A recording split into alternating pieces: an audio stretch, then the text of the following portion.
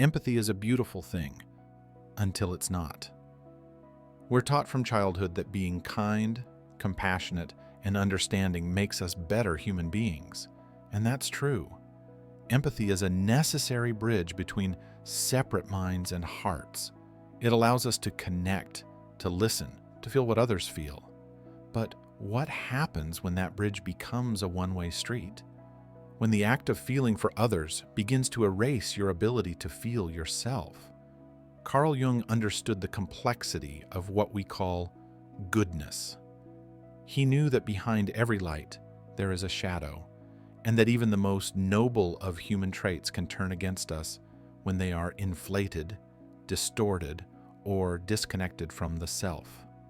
Empathy, when unbounded, ungrounded, and unchecked, can become just that, a distortion, a performance of care that slowly erodes your inner world, a mask of goodness that hides deep fatigue, confusion, and quiet resentment. Most people assume that the danger lies in apathy, in coldness, in not caring.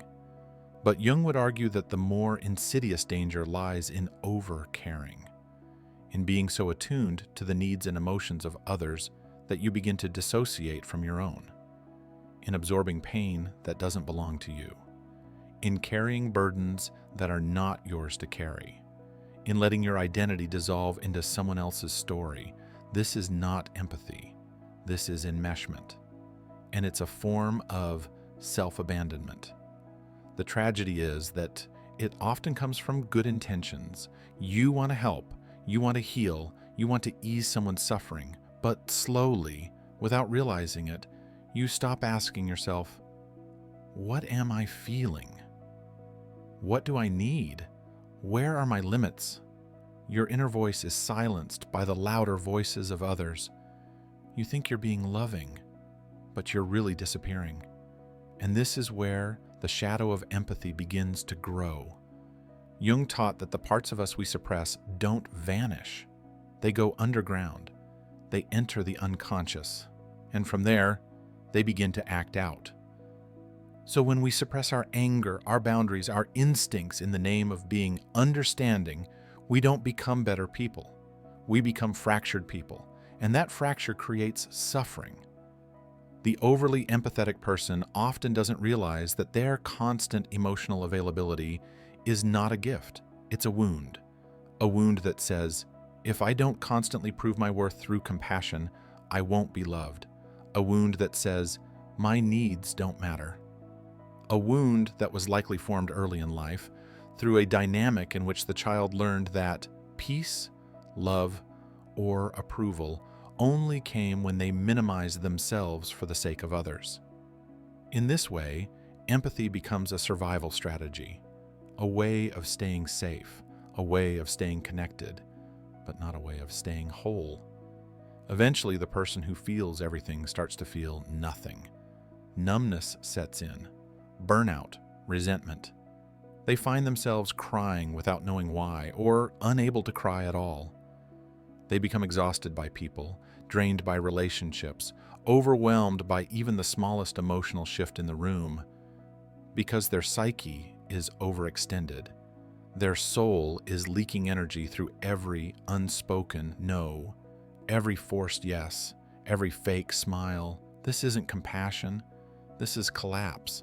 Jung believed that real transformation begins with confrontation, with facing the truths we don't want to admit. And one of the hardest truths for highly empathetic people to face is this: your kindness is not always kindness. Sometimes it's fear. Sometimes it's control. Sometimes it's a way to avoid conflict, to maintain a role, to keep the peace at the expense of your truth. When empathy becomes chronic, compulsive, or indiscriminate, it stops being virtue and becomes pathology. Because empathy without boundaries is not sustainable. It's martyrdom.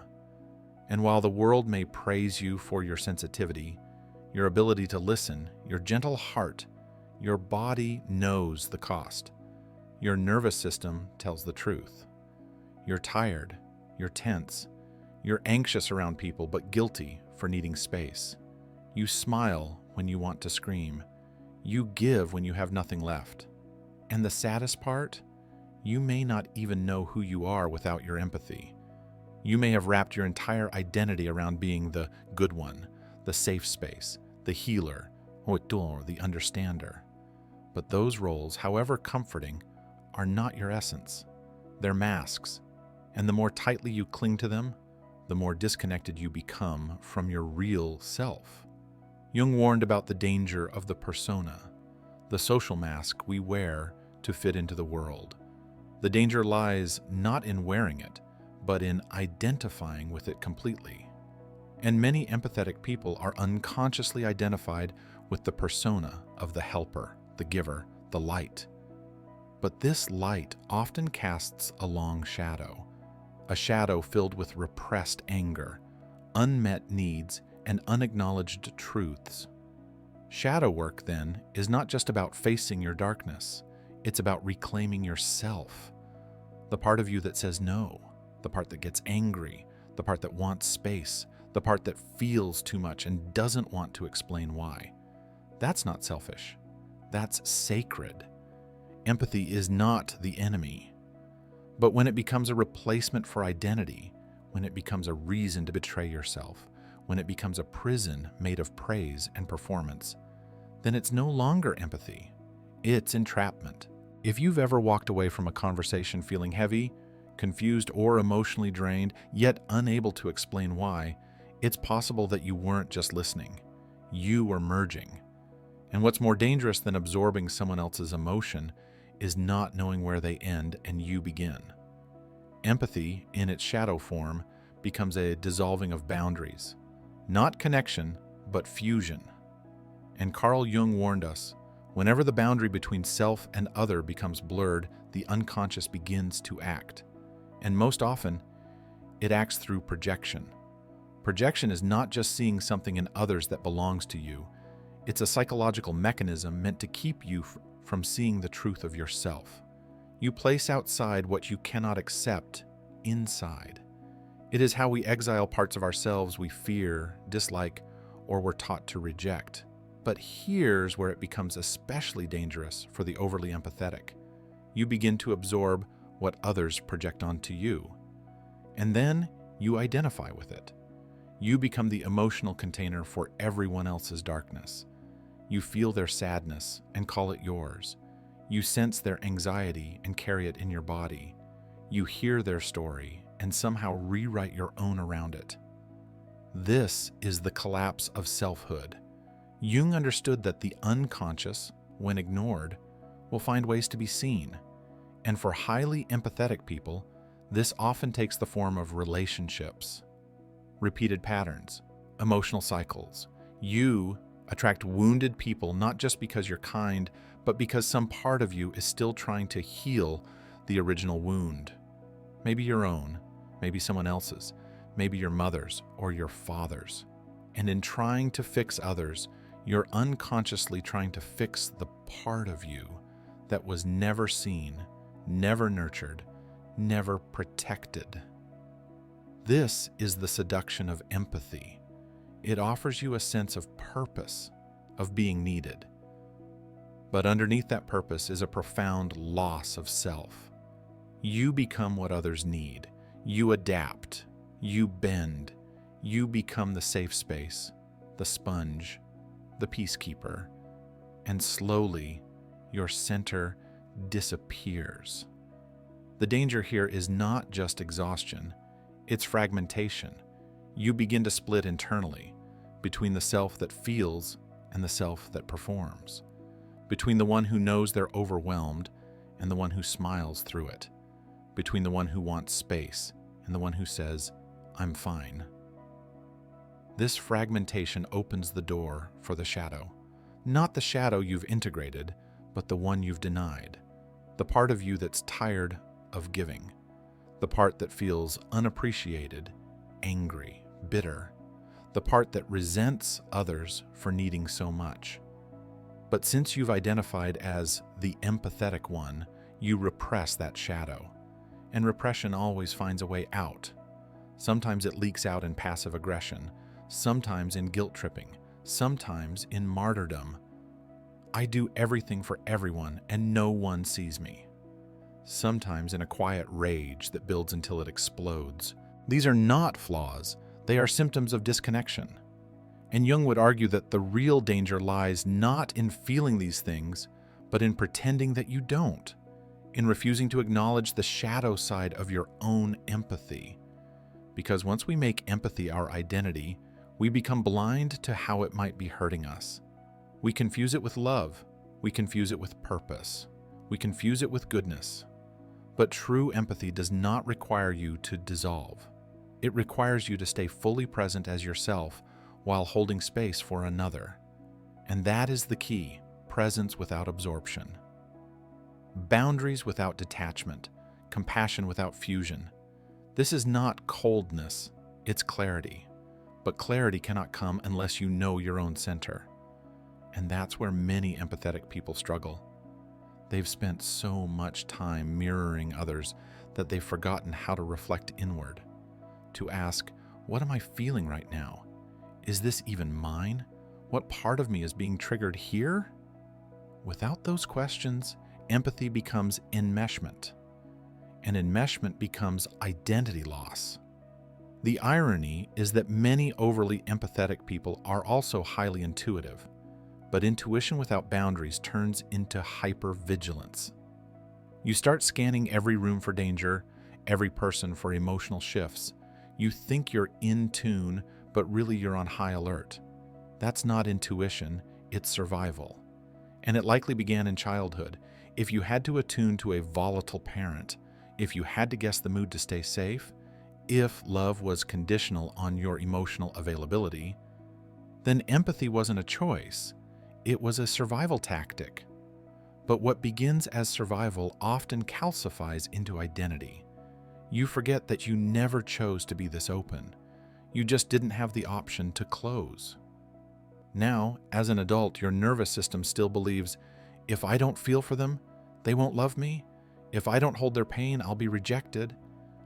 Jung taught that healing the psyche means reclaiming the parts of ourselves that were lost in adaptation. And for many, that means reclaiming the right to say, this is not mine. I don't have to hold this. I can love you without carrying you. Boundaries are not rejection. They are recognition of your limits, of your needs, of yourself. And without them, empathy is just self-erasure in disguise. To do shadow work as an empathetic person, then, is to stop romanticizing your suffering, to stop thinking that being needed is the same as being loved, to stop believing that being available 24/7 makes you good. It doesn't make you good. It makes you exhausted. It makes you fragmented, and it keeps you from becoming whole. Empathy without boundaries is not love. It's self-erasure. It's a kindness that comes at the cost of identity, and eventually that cost becomes too high. But this is not where the story ends, because what Jung understood, and what many forget, is that healing is not about killing the shadow. It's about integrating it. It's about bringing back the parts of yourself you disowned in the name of being good, likable, or strong. The parts that were told they were too much, too emotional, too selfish, too needy. Those parts are not your weakness. They are your truth. The truth is, your empathy becomes powerful only when it is rooted in self-awareness. Not performance, not guilt, not identity, but presence. You do not have to stop being sensitive to become strong. You do not have to stop caring to protect yourself. You simply have to learn that your emotions are not currency, that your time is not infinite, that your energy is not the solution to everyone else's pain. What Jung called individuation, the process of becoming whole, requires that we reclaim the self from all the roles we've been taught to play, especially the roles that win us approval but cost us our soul. And for many highly empathetic people, this means letting go of the belief that love equals sacrifice. That goodness means silence, that healing others is more important than staying whole yourself. So what does it mean to practice empathy with boundaries? It means recognizing that you are not responsible for how everyone feels. It means understanding that being present doesn't require you to absorb. It means trusting that saying no is sometimes the most loving thing you can do for them and for you. Boundaries are not walls. They are doorways with locks. You get to choose when, how, and why someone is let in. You get to say, I care about your pain, but I will not carry it. You get to say, I hear you, but I will not lose myself in your story. This is not cruelty. This is maturity. It is the sign of someone who no longer confuses empathy with enmeshment, who no longer mistakes their own value for their emotional labor, who no longer apologizes for needing time, space, rest. Jung believed that the path to psychological wholeness required confrontation, not just with what is dark and difficult, but with what is misused and misunderstood. And empathy, when left unchecked, becomes one of the most misunderstood traits of all. Society celebrates the selfless, the endlessly available, the ones who never complain. But the psyche pays the price. Because somewhere deep down you know you weren't meant to disappear. You weren't meant to be a vessel for everyone else's chaos. You weren't meant to survive on the scraps of connection you get from giving everything. You were meant to be whole. That means giving and receiving.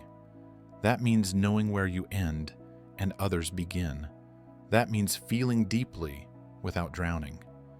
It means understanding that your shadow isn't your enemy. It's your teacher.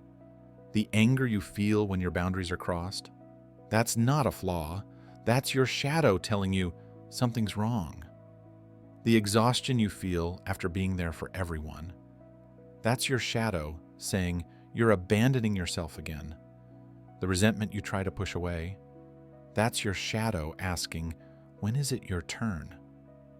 The goal is not to eliminate these voices, but to listen, to bring them into the light, to say, I see you, I hear you, and I'm not ashamed of you anymore. This is integration. This is wholeness. Empathy with boundaries is not a contradiction. It is the highest form of care because it honors both you and the other. It says, I respect your experience and I respect mine. It refuses to collapse into saviorhood or silence. It stands rooted in the self, clear, compassionate, and grounded.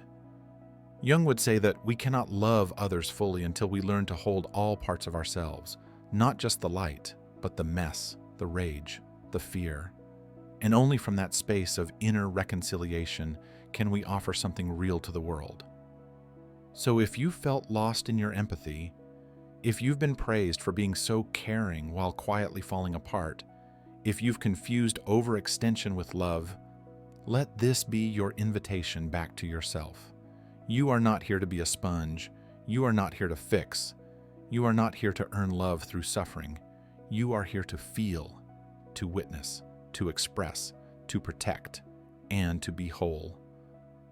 Real empathy begins not with giving everything away, but with knowing what is truly yours to give, and that knowing comes not from fear, not from guilt, but from integration, from shadow work, from boundaries, from reclaiming your voice, your needs, your energy, without apology. Because when you show up from that place, your presence doesn't disappear. It expands. It becomes a space where others are seen, not at your expense, but through your clarity. It becomes a connection that heals, not through sacrifice, but through honesty. It becomes empathy, not as a prison, but as power. And that is what Jung wanted for us. Not perfection, not self-denial, but wholeness.